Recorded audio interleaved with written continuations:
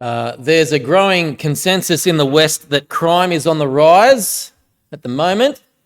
Yet rather than rely on anecdotes, I went to the website. Let me tell you what the New South Wales government website says about crime statistics. So, across the last 10 years, the murder rate has remained steady, as has auto theft. Right? There's two statistics. So it's not better, it's not worse. That's a good thing. There's been a significant decline over the past 10 years on things like break and enter, stealing from motor vehicles, and malicious damage, which is good news. However, over the past 10 years, domestic violence is up 3%, assault is up 1%, sexual assault is up 9%, that's terrifying, and retail theft is up 3%.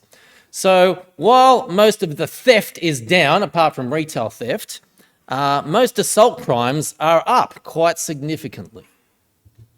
Now, if you ask the average progressive what has led to crime getting worse, they will say it is due to unjust social systems such as racism or the gap between the rich and the poor. If you ask the average conservative what has led to the crime rate going up, they will say it's due to the breakdown of the nuclear family. So which is it? Well, the Bible says, ¿por qué no los dos? Why can't it be both? If you look at the Old Testament law, along with most of the Old Testament prophets, they will tell us that when the powerful oppress the powerless, we will not have a peaceful and harmonious society. But at the same time, many of the Old Testament laws, along with the wisdom literature that we just read, make a direct link between the breakdown of the family unit and the breakdown of society. And the reason for this is that the family is where people learn that they are loved, they learn that they are some self-respect, and they learn how to submit their personal needs and wants to others for good social cohesion. And that's what we're looking at today with Commandment number 5. So, we're looking at the 10 Commandments this term. We did Commandments 3 and 4 out of order. That was to accommodate some annual leave for me. Thank you to Drew, who swapped weeks with me last minute. And the 10 Commandments can be split into two sections. So, Commandments 1 to 4 are about how we are to relate to God. And then the second section, that's Commandments 5 to 10, are about how we are to relate to one another, how we're to relate to humans. And the first cab off the rank for this section deals with the family. Now, if that's not enough to get our attention, the Apostle Paul tells us in Ephesians 6 that commandment number 5 is, quote, the first commandment with a promise. And that promise is, this is Ephesians 6 verse 3, so that it may go well with you and that you may enjoy long life on the earth. Now, what does it mean by enjoy long life? Does that mean that if you come from a happy family, you're more likely to live till you're 100? Well, it can't mean that, because plenty of people who actually honour their mother and father end up dying young.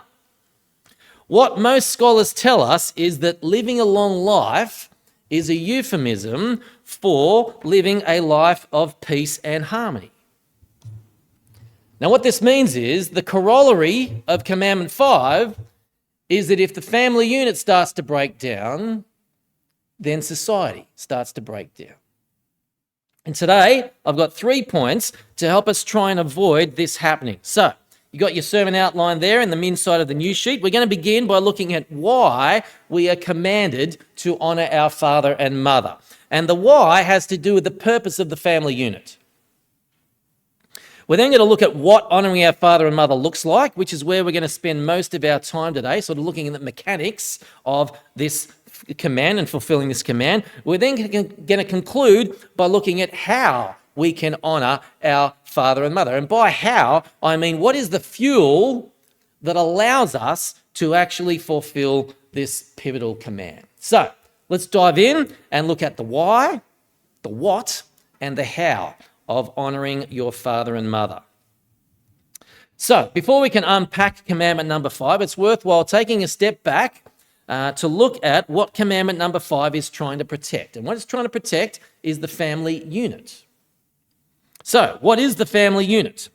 Well, Tim Keller gives a really good working definition when he says that the family is a learning community based on a covenant of lifetime loyalty. I'll say it again, a learning community based on a covenant of lifetime loyalty. So let's unpack these three things, right? So firstly, a family is a community. Now, the Bible's ideal for this is a mother and a father and a whole bunch of kids. But that's just the ideal, okay? So you can have a married couple without kids, that's still a family. You can have a single parent family. You can even have a bunch of children whose parents have sadly passed away while they're still young, all right? That also is a family. They're all families. But the ideal for the family is one man committing himself to one woman in which they build a stable environment in which to raise kids. Second, a family is based on a covenant of lifetime loyalty. So when said man commits himself to said woman, it is to do, they are to do so, forsaking all others till death do us part. Right? You've heard those words before. Now, what this means is God's ideal for marriage is you do not break up. Now, the Bible gives some exceptions to this. Those exceptions are if your spouse does not forsake all others, like adultery. That's Matthew chapter 5. The second one is if there is abuse involved. Right? That's the opposite of love. That's from Exodus 21. Or if your spouse just abandons you, they run off with someone else. That's 1 Corinthians chapter 7. Okay? But marriage, the ideal for marriage is it is supposed to be till death do us part. And guess what? So is having kids. All right? We see this in Proverbs. If you've got Proverbs open, we're going to spend most of our time in Proverbs today, page 1020. Proverbs 23, verse 22 says this. Listen to your father who gave you life. Do not despise your mother when she is old. Now, what that verse is telling us is, even if you've moved out years ago, your mother is still your mother, right? Till death do you part.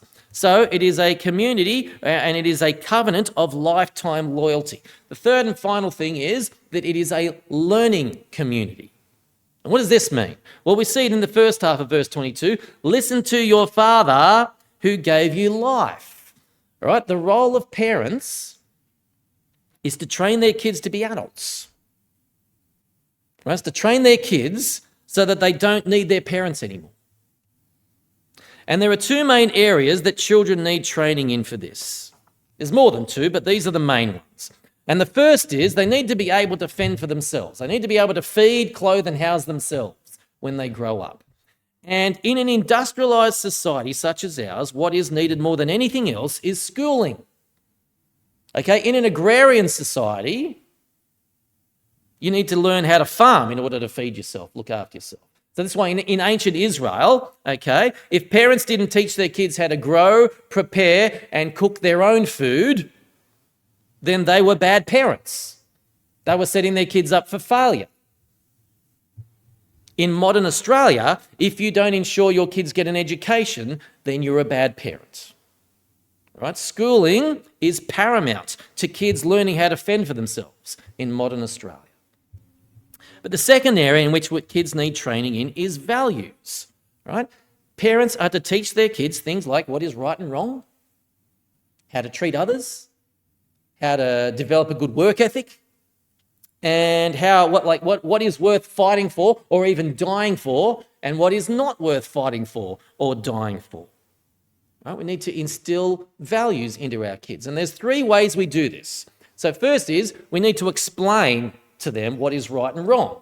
Right? Don't just say to your kids, my way or the highway. We need to explain to our kids why it's wrong for boys to hit girls or for girls to say nasty things or vice versa. Right? Step one is explain. Step two, we need to show them with our action kids. Show them what's right and wrong. Make sure we are practicing what we preach. Right? You will fail to instill values in your kids if they see you saying one thing and doing another. Right? So we explain, we show, and then number 3 is we discipline them when they step out of line. When kids grow up without boundaries or their boundaries are not enforced, all the studies show us they develop social skills issues, they develop issues with self-control, and they lack respect for authority figures such as teachers or the police. Right? If you want your kids going to jail, then don't discipline them. But these 3 steps are the means to the end. So the end is to train our kids so they don't need us anymore. Right? We see this from Proverbs 23:15. What does it say? My son, if your heart is wise, then my heart will be glad indeed. That's the purpose of the family unit. We are to teach our kids how to get a wise heart themselves. Right? So we are learning, we're showing them love and respect, and we're showing them how to put the needs and wants of others ahead of our own for good social cohesion. So brothers and sisters, please do not listen to people or organisations that say they want to do away with the nuclear family. And there are quite a few of them today. So when Black Lives Matter first came to prominence, I went to their website. And one of the things they said on their website was they want to do away with or dismantle the nuclear family. Now, they actually took that down a couple of weeks later because of backlash, because it is just ludicrous. Right? When the family unit breaks down, so does society. So honour your father and mother. Next question is, what does honouring your father and mother look like? Well, let me begin by saying what it doesn't look like, all right? It doesn't mean you have to love your parents. Isn't that interesting? All right? Commandment number 5 is not love your father and mother. So we're commanded to love God, that's commandment number 1, but we're not commanded to love our parents. And the reason being, some parents are impossible to love. Some parents can actually be downright evil. And so God doesn't command our emotions when it comes to our parents, but he does command our actions. Right? He says, even if you don't love your parents, you're still to honour them. Now, what does that look like? Well, I'll give you the positive and the negative. The positive is we need to respect them, show them respect, and the negative is we need to not dishonour them, not embarrass them or humiliate them.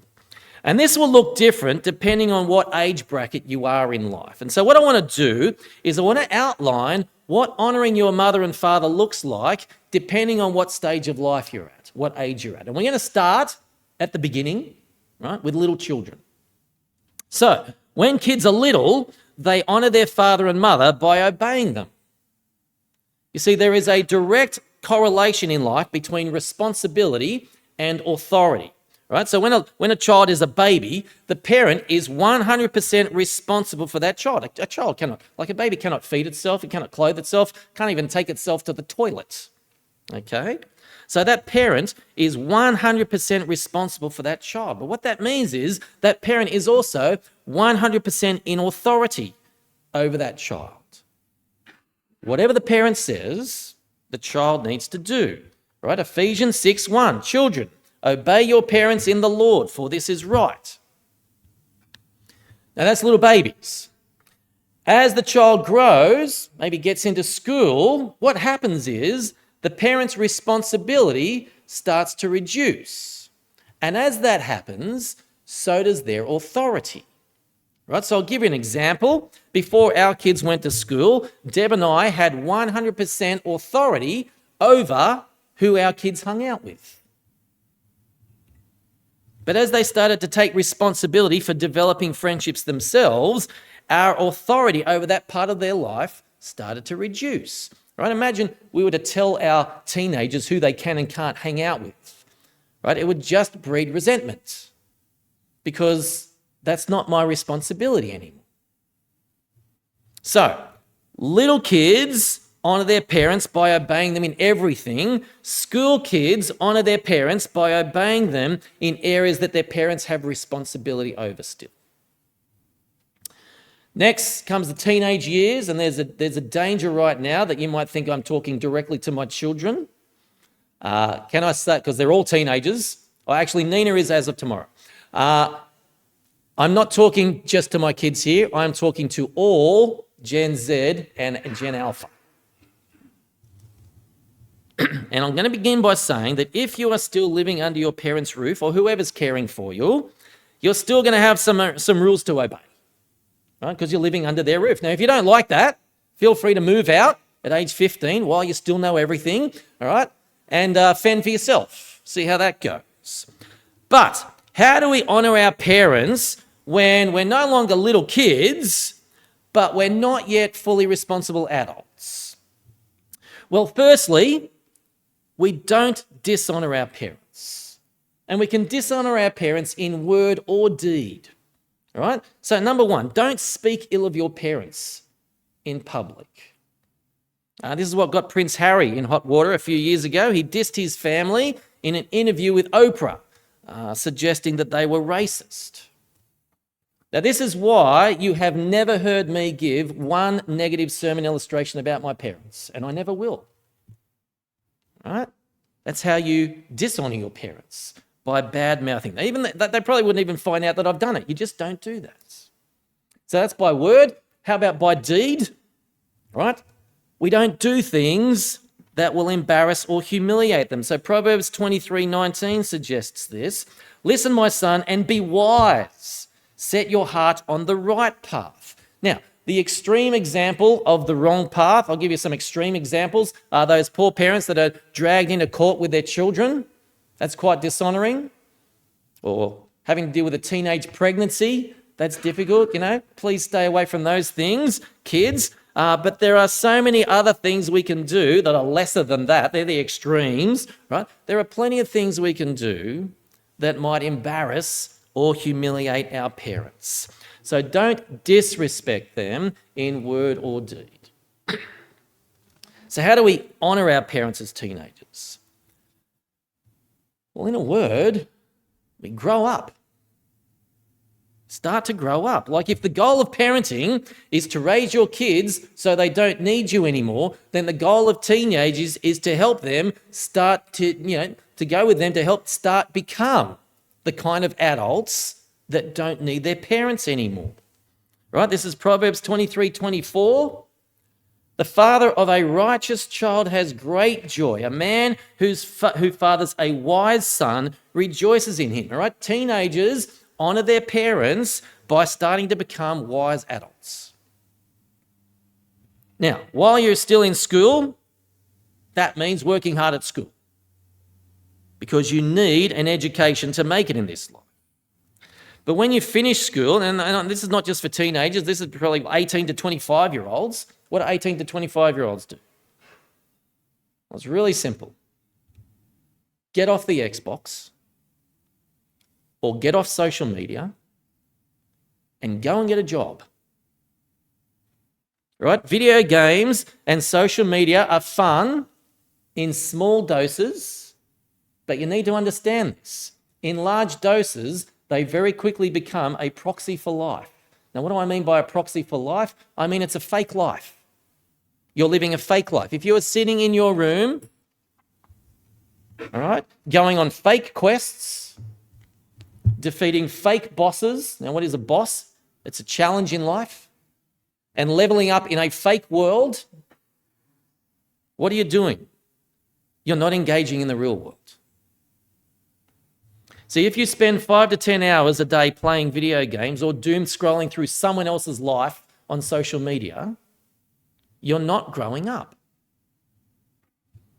Right? You become a wise man or woman by getting a qualification, and while you're doing it, get a part-time job so you can start paying your own way, learn how to pay your own way, and then get a full-time job so you can look after yourself. Now, I need to remind you again, I'm not speaking directly to my kids. I'm speaking to the whole generation. The whole generation. All right, finally, how do you honor your father and mother when you are an adult? Well, funnily enough, it's by not obeying your parents. Believe it or not, we are not to do everything our parents tell us to do. That's how we honor them as adults, all right? So there are some modern parents these days. What I mean by modern parents, sort of the typical Aussie parents, is they don't let their kids grow up because they let their kids live rent-free in their basement until they're, 30s or 40s. But there's also some traditional parents who don't let their kids grow up because they're trying to control them. Now, I got this from some people in this church. Many years ago, when I first started here, they told me that there are certain, like some Greek or Italian parents, right? That's a traditional kind of culture. What they will do is they will buy a car or a house for their kids. They will give them a massive present, but they will use that as a kind of emotional blackmail to control them and say, well, now that I've given you a house, you need to raise my grandkids the way I want you to raise my grandkids. Now, I need to tell you, if the goal of parenting is to raise your kids so they no longer need you, then to continue to obey everything your parents tell you as an adult is actually dishonoring to them. It shows that they have not raised you to have a wise heart yourself. You still need mummy and daddy to tell them what to do. Right? Now, by all means, listen to your parents. By all means, have adult conversations with your parents. But we honour our father and mother as adults by showing them we have a wise heart ourselves and we can make our own decisions in life.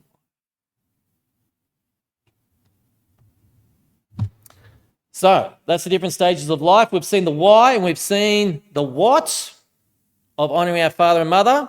Final question, how do we do this? And the reason I want to end with the how is because it's probably the most important question. You see, you and I were raised by imperfect parents who were themselves raised by imperfect parents. And our children either were, are, or will be raised by imperfect parents, you and me. Now, what this means is no human who has ever walked this earth has ever been given everything we humans need to become well-adjusted, fully functional, responsible adults. Every psychologist will tell you every single human has mummy and daddy issues. All of us. Right? No father or mother is capable of giving unconditional love and acceptance. We have all, to some degree, been fed a steady diet of conditional love and acceptance alongside a side dish of whatever baggage their parents were laying on them. I already told my kids they're probably going to be talking to a counsellor years from now, unpacking all the things their parents did wrong, right? It's inevitable. But this poses a huge problem. How am I supposed to respect my parents when they did things that are not worthy of respect? How am I supposed to grow up and become a well-adjusted, fully functioning, responsible adult if I can't stop blaming my parents for not loving me as they should have? Well, there are two things we need to fuel us to be able to do all the application from point 2. Right? If we want to be able to do the what of honouring our father and mother, there are two things we need to know for doing the how. And the first is we need to stop blaming our parents for not loving us perfectly because they never could. Right? Our parents had varying degrees of their own emotional baggage from their upbringing and traumas in life. And so step 1 in really growing up is realising our parents were not able to give us what humans need to become well-adjusted, fully functioning, responsible adults. Step 2 is to realise God can give us those things. In Bible study this week, we looked at my favourite prayer in the whole Bible. It was a coincidence. We weren't looking at this topic. We were looking at the prayer, Jesus' prayer in John chapter 17. It is an amazing prayer. And part of the reason why it's my favourite prayer in the whole Bible is because Jesus, when he walked the earth, he prayed for me and you. Right? He says this is John 17 verse 20, "My prayer is not for them alone," that being the disciples. "I pray also for those who will believe in me through their message." That's you and me. This is Jesus' prayer for you and me. And his prayer for you and me is this. And you tell me if this is not one of the top 3 most amazing verses in the whole Bible. Let me read it to you. This is John 17:22. Jesus says, "I have given them the glory that you gave me. I have given them the glory that you gave me, that they may be one as we are one, I in them and you in me, so that they may be brought to complete unity. Then the world will know that you sent me," and get this, "and have loved them even as you have loved me." So Jesus says, even though he is the Father's only natural child, the Father and the Son are made of the same substance, right? Jesus is the only natural child of the Father. And even though we disciples are adopted children, we're adopted brothers, or we're stepbrothers or sisters of Jesus, Jesus says the Father loves us the same. That's in quantity and quality as he loves Jesus. And on top of that, Jesus has given us the same glory that Jesus has. Let that sink in for a second. You and I have the exact same love that Jesus enjoys and the exact same glory that Jesus enjoys. If you and I are in Christ, all right, have turned to Christ in repentance and faith, then you have infinite and eternal love and acceptance from the only being in the universe that matters, God. And so the way to grow up, the way to be able to honour our father and mother the way we should, is to look at our parents and think to ourselves, look, I used to need your love and approval,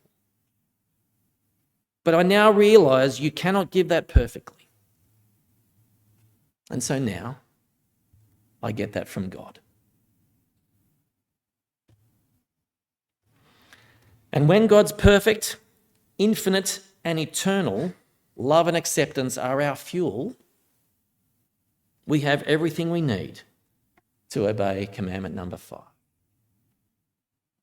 So, honour your father and mother, which is the first commandment with a promise, so that it may go well with you and that you may enjoy long life on the earth.